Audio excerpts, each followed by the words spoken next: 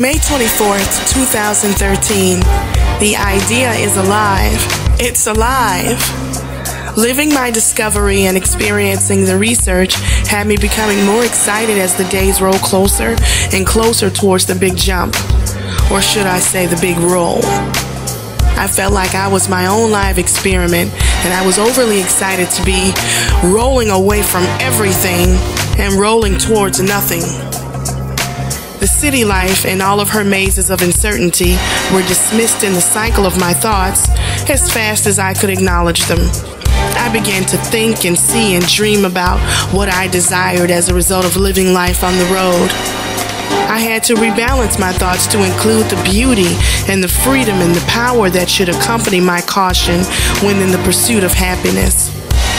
I wanted things to go as smoothly as any transition could go, so I began to study about the legal aspects of living this way and what it meant for my family and me, always keeping in mind who and what we are and what we have to deal with because of it.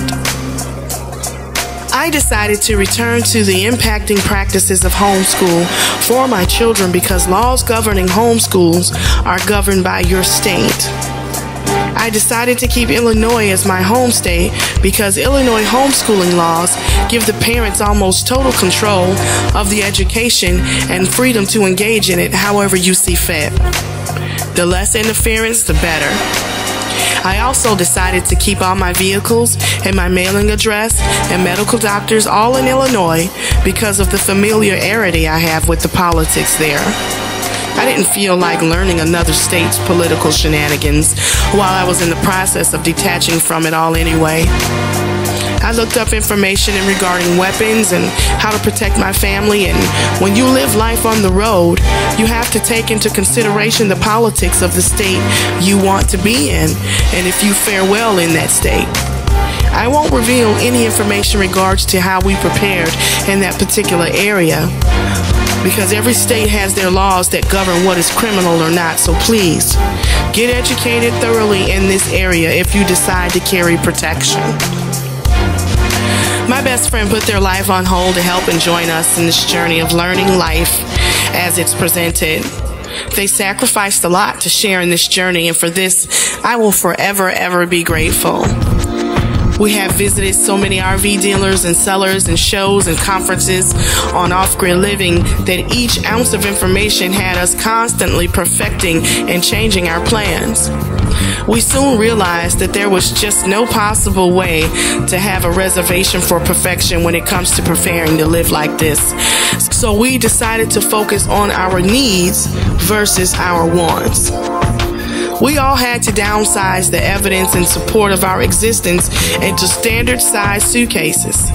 It wasn't as difficult to do for us as it would be for many others because I had just recently lost everything in the flood of 2013 that impacted the Midwest.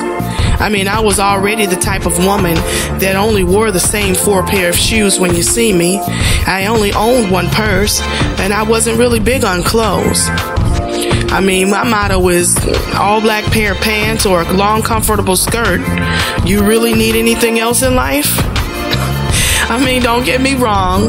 I can get materialistic and egotistical with my clothes and accessories and do it very well, but it's just not that serious for me, so I don't focus much on that. For those that do, and do it well, I salute you. Downsizing your life to a suitcase taught myself and my children how to weigh the integrity of our own hearts and help us learn who and what we value and cherish and what we're willing to lose. I, of course, had a little bit more liberty in regards to the things that we were going to take because I'm the mom, and it's just like that sometimes. I mean, I had some sacred spiritual things that had to come with me. It was for our comfort and for our protection. I needed everything on my altar. I needed all of my books. I needed my computer. I needed my scanner. I needed my oils. I needed my herbs. I needed my candles. I needed my writings. I needed to go somewhere and sat down. I needed to relax.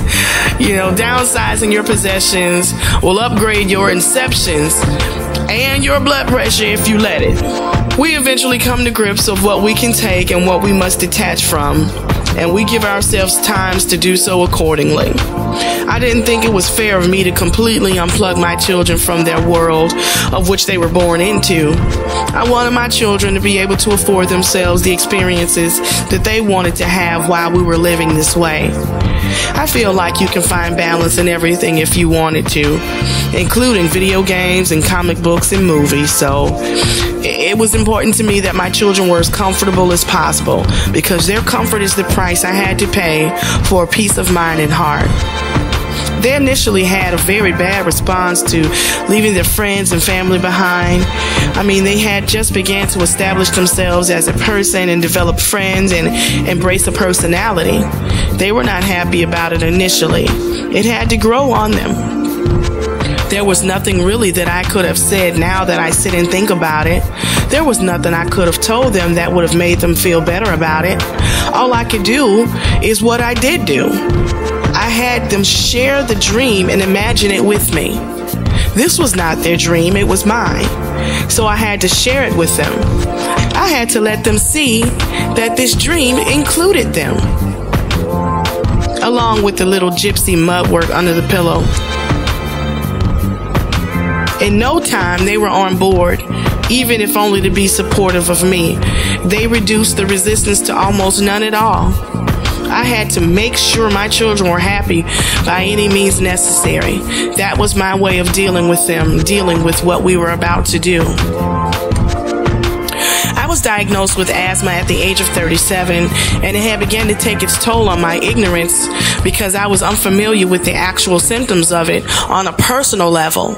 My oldest born son has it, and I've assisted him and my niece deal with their asthma, and I watched my sister suffer from it her whole life, but I had no idea how to deal with it myself.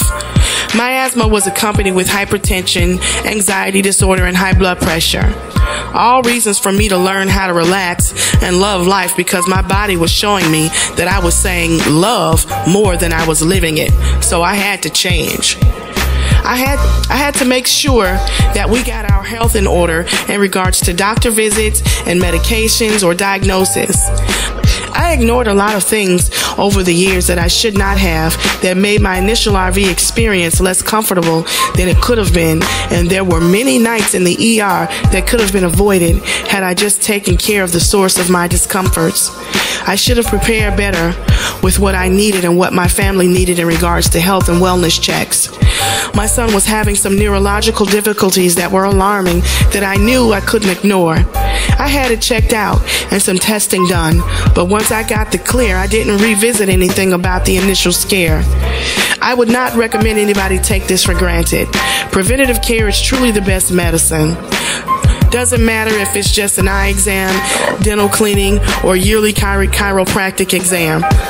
It's best to have them complete and out of the way of uncertainty if any other health problems arise. When you're away from home and your doctors, your initial physician will be yourself. So you want to be as precise as you can, and that applies to anyone, RV life or not. Procrastination is my worst enemy, and patience is my strongest advocate. What a thin line the bridge becomes when I use it to travel the valley of the shadow of death. This idea in this country? How dare I have the audacity to go and get the idea on creating this or finding this for myself? How dare I look at primitiveness as abundance? How dare I turn complexity into simplicity? How dare I think outside of the constructs of the constructs of the constructs?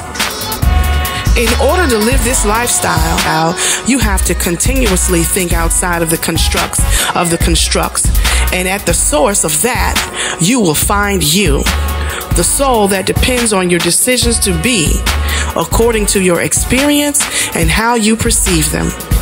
I felt that if I was going to find this, that I either had to look for it or create it myself. Before we hit the road, I needed to create whatever it was I was looking for, so no matter where I was, there it will be also. Learning about the right side of the brain and the right side of spirituality and the right side of me and the right side of you has taught me to see what's right with everything. When you're a risk taker, you gotta learn to see what's right and focus on it and watch it grow.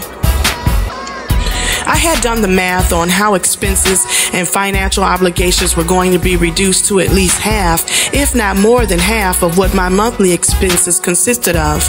I mean, no more $1,600 a month rent, no more $100 a month lawn care, and no more utility bills. That was a $2,000 a month savings based off of that alone. My laundry and cleaning expenses were going to be cut by 3/4, so I was pretty happy with the overall savings and seemingly hassle-free lifestyle that my choices were leading me to experience. The everyday things that we needed to live in a neighborhood were no longer a concern for me. Most people would have had a garage sale or a rummage sale of some sort, but I just simply shared everything away to whomever came to get it. I was going to be sharing so much more in return. I was going to be homeschooling my children at beaches, state parks, forest preserves, carnivals, wherever. The best thing is that I would also be getting an education myself, the kind I didn't get in school, the kind a child like me deserved, because I'm a hands-on learner, and hands-on is the only way I can learn. I have afforded my children the opportunity to know both regular school and homeschool, and now they will be road schooling and unschooling. All opportunities that I did not get that I personally feel are key for children today, I get to experience them with my children. There is a lot of things I found out that I didn't need anymore, which only opened Pandora's box for the new things I now needed. So far, we decided on a Class C RV that sleeps 8 comfortably. It's the next size RV down from a Class A. My daughter is the oldest of 4 children, and she has been so unfortunately lucky to have all brothers. It was important for me that she had her own space because I know she needed it. There is a queen-size loft room bed above the driver's cab that I wanted for her so she can maintain a sense of solitude in our life of inclusion. They had the class option of having 4 bunks in the back so that they could all have their own little separate spaces together, but I felt this a better option for us. It gave the back bedroom to be shared by me and my best friend, and the boys had the comfortable beds in the main room. We decided on a motorhome over a camper or pull-behind trailer because we felt it a safer option for us mechanically, technically, and we felt it offered us more protection. It was also cheaper on gas than the bigger Class A rigs, and we didn't want to run into being restricted driving because of the vehicle's weight. Those were key factors in our quest to finding the best motorhome for the African American gypsies.